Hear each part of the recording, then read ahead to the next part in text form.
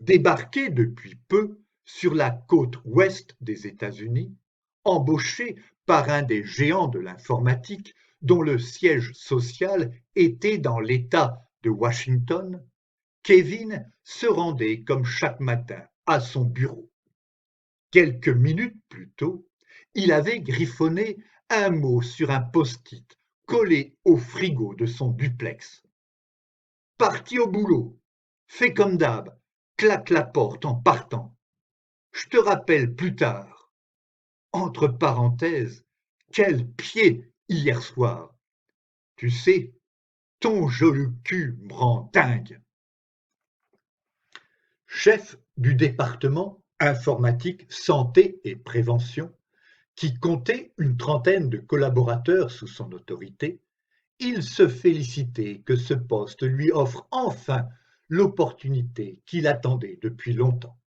Informaticien diplômé du Massachusetts Institute of Technology, il avait quitté la côte Est et Boston sans regret, sûr que cette promotion était le tremplin qui allait propulser sa carrière vers des sommets. Le projet le passionnait puisqu'il s'agissait de jeter les bases d'une gestion centralisée des données de santé. Une vraie révolution dans le domaine médical. L'un des partenaires était la France. En effet, quelques mois plus tôt, les autorités françaises avaient confié à son entreprise le soin de traiter les fichiers établis dans les hôpitaux. Selon les termes du contrat, ces renseignements devaient être obligatoirement stockés sur une plateforme située dans l'Hexagone afin qu'ils ne quittent jamais ses frontières. De plus, ils devaient être manipulés de manière pseudonymisée. Dans ce contexte, a priori très encadré, la tâche de son service était de créer l'architecture numérique puis d'assurer la maintenance dudit système informatique. Si cet inestimable trésor était effectivement archivé en France, en accord avec sa hiérarchie, il allait de soi qu'afin d'éviter leur perte consécutive à un quelconque dysfonctionnement, ces ingénieurs se devaient d'installer aux États-Unis un second hébergeur, non officiel cette fois, qui saisirait les données durant leur transfert entre le lieu de collecte et le site de stockage français. Sans que le palais de l'Élysée n'en soit informé, celui-ci était désormais opérationnel, avec comme objectif non seulement d'utiliser les dossiers médicaux pour développer la prévention des maladies à travers l'établissement et l'analyse de statistiques, mais aussi à terme et en sous-main pour en faire commerce en les vendant aux banques, aux assureurs, bref, à quiconque en aurait besoin en vue de sélectionner de bons clients.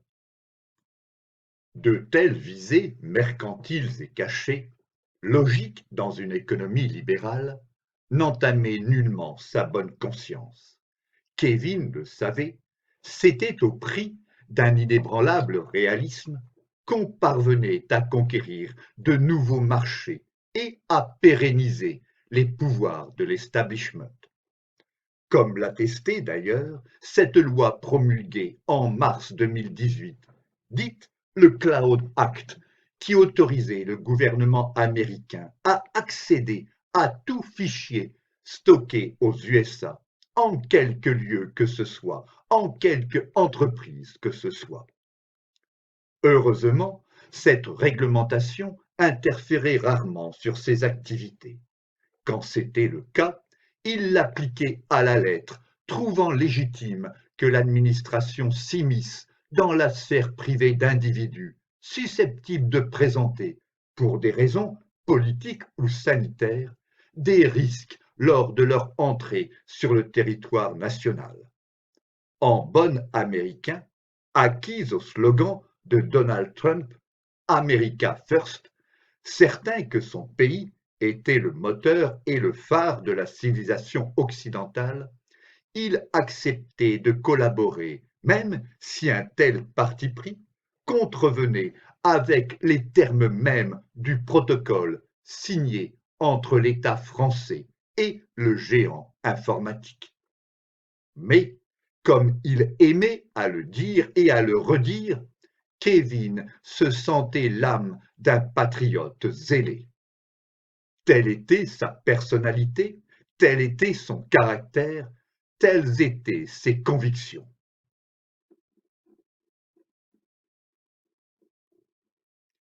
Cependant, à cette heure, ses considérations géopolitiques ne le souciaient guère.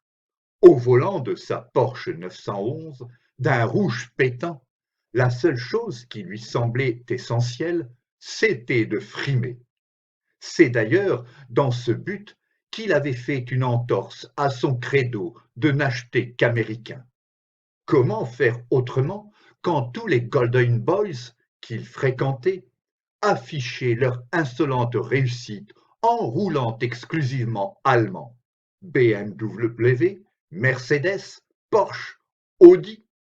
Fier de faire partie de l'élite, c'était avec orgueil qu'il avait commis cette trahison. En ce début de matinée, où chacun se rendait au travail, la circulation était dense. Presque par choc contre par choc, les véhicules roulaient à faible allure. Kevin s'énervait et trompait le temps en s'amusant à faire vrombir son bolide pour que les passants sur les trottoirs tournent leur regard vers lui. Il longeait l'artère rectiligne qui menait à son building lorsqu'il voulut profiter de cette journée ensoleillée. Il appuya sur l'un des boutons du tableau de bord et aussitôt, dans un bruit feutré, le toit ouvrant se replia vers l'arrière, transformant son véhicule en un rutilant coupé. Puis, il composa un numéro via son oreillette au micro intégré. Marc. Oui, Kevin à l'appareil. Je serai en retard ce matin. Va me chercher au coffee shop un café lacté, option noisette, cannelle et chantilly. Arrange-toi comme tu veux, mais n'oublie pas que la boisson doit être chaude et non tiédasse, tu m'entends? Je serai au pied de la Sun Tower vers 9h30. Sois sur le trottoir à m'attendre avec le gobelet fumant. Je te donnerai les clés de ma 911 et t'iras la garer au parking, compris? Oui, boss, c'est comme si j'étais déjà parti.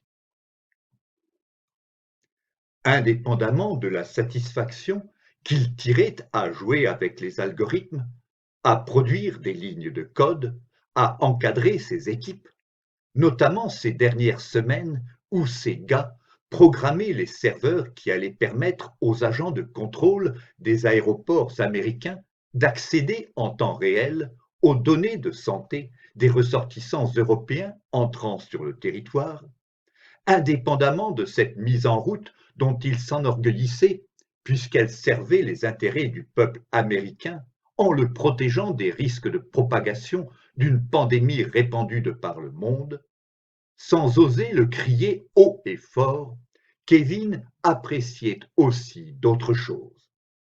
Ses à-côtés liés à sa fonction.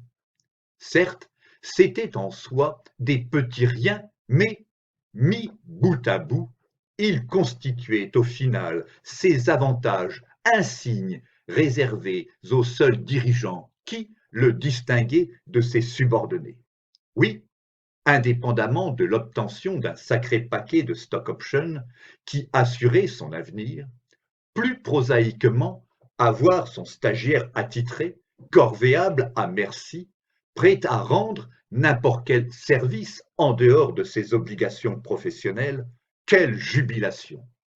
C'était la première fois qu'il jouissait de ce privilège et il en usait et en abusait avec un plaisir non dissimulé. Tout comme cet autre qui l'enchantait plus particulièrement. Célibataire endurci, qui ne pensait la réussite d'une vie qu'en termes d'argent et de carrière, en quadragénaire sûr de lui, flamboyant et beau parleur, Kevin collectionnait les femmes comme d'autres les timbres-poste. Le mariage, les enfants, Bref, un parcours pépère lui paraissait une ineptie, un piège fatal dans lequel il ne voulait surtout pas tomber. Lui, en mâle aux dents longues, obsédé par ses rêves d'ascension sociale, il avait opté pour des aventures sans lendemain. Plus précisément, depuis qu'il en avait les moyens, pour les amours tarifés d'escort girls qui lui évitaient d'avoir à chercher des partenaires, lui assurant une qualité de prestation qu'aucune banale maîtresse, qu'aucune prude épouse n'aurait jamais l'envie de proposer ou de subir. Telle était Molly, dont, à cet instant, l'odeur de son entrecuisse collait encore au poil de sa moustache. C'était son amante préférée, car, à ne privilégier qu'appât du gain et indépendance, il s'ensuivait que tous deux étaient à l'unisson. Compte tenu de leurs priorités, la fornication ne devait en rien les attacher, réduite en conséquence, pour elle, à de simples acrobaties professionnelles, pour lui, à une nécessaire hygiène de vie à laquelle il veillait pour être au top, convaincu qu'il resterait le meilleur à condition de satisfaire pleinement et régulièrement les pulsions de son corps comme les fantasmes de son esprit. Aussi formait-il un couple dissolu, adepte de pratiques sexuelles, certes monnayées, mais ô combien débridées et transgressives. Comblé, Kevin vivait depuis plus d'un an l'existence dont il avait toujours rêvé.